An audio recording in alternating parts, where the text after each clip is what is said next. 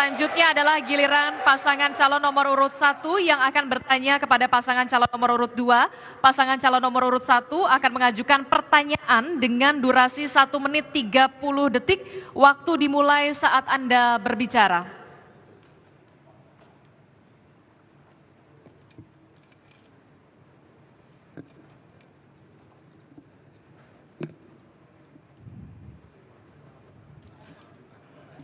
Kami persilakan, Pak.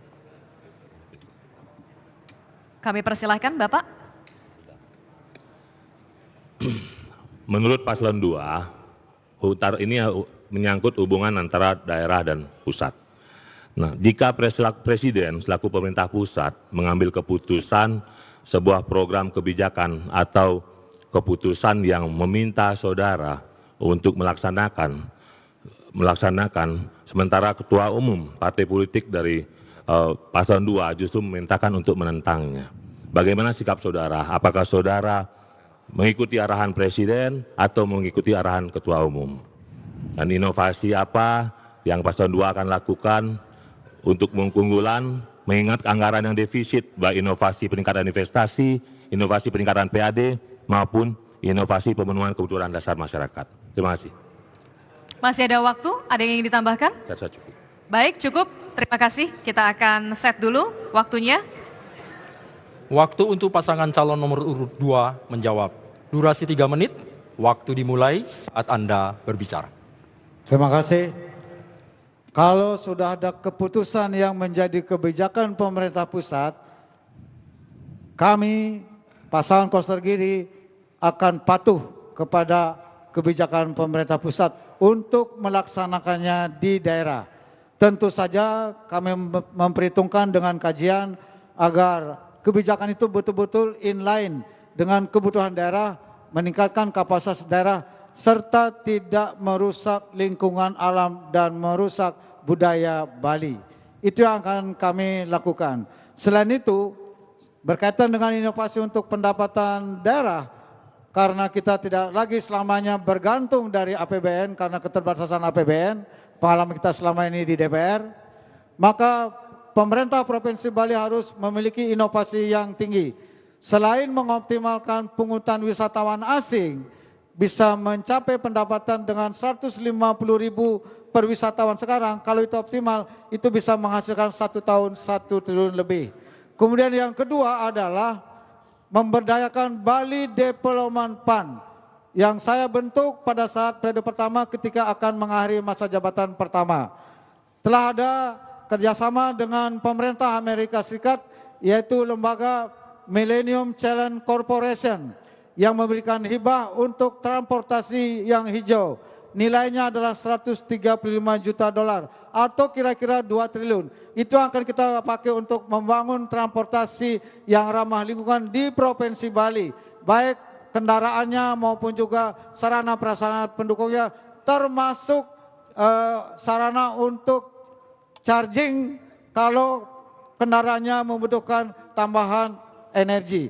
Ini akan kami lakukan di Bali agar di seluruh Bali, apalagi di daerah-daerah wisata, itu full menggunakan kendaraan yang ramah lingkungan. Termasuk juga penggunaan pembangkit tenaga listrik yang ramah lingkungan, PLTS, itu akan didanai dari hibah ini.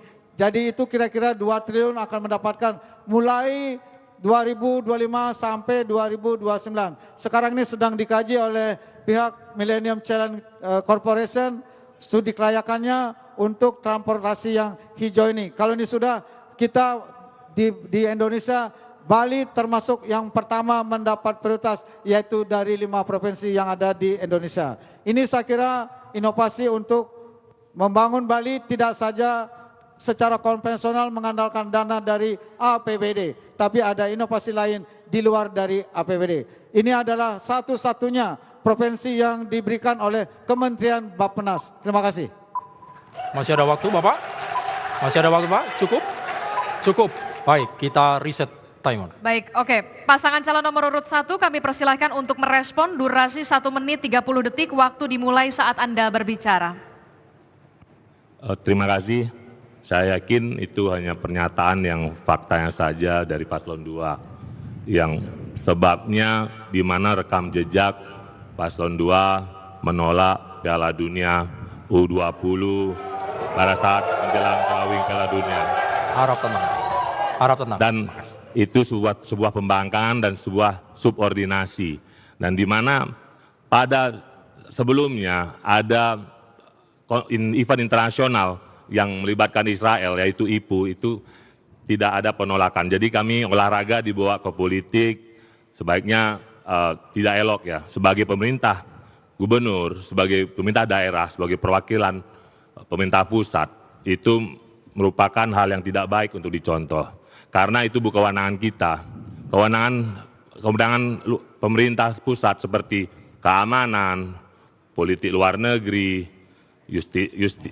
justisi, fiskal, dan lain-lain itu adalah kewenangan pusat, bukan kewenangan Provinsi Bali atau kewenangan gubernur.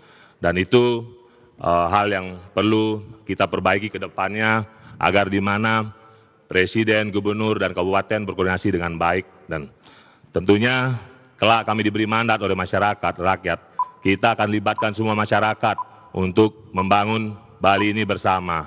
Karena jika membangun bersama, pasti hasilnya lebih luar biasa. Terima kasih. Waktu Anda habis, terima kasih Bapak. Pasangan calon nomor urut 2, kami persilakan untuk menanggapi kembali.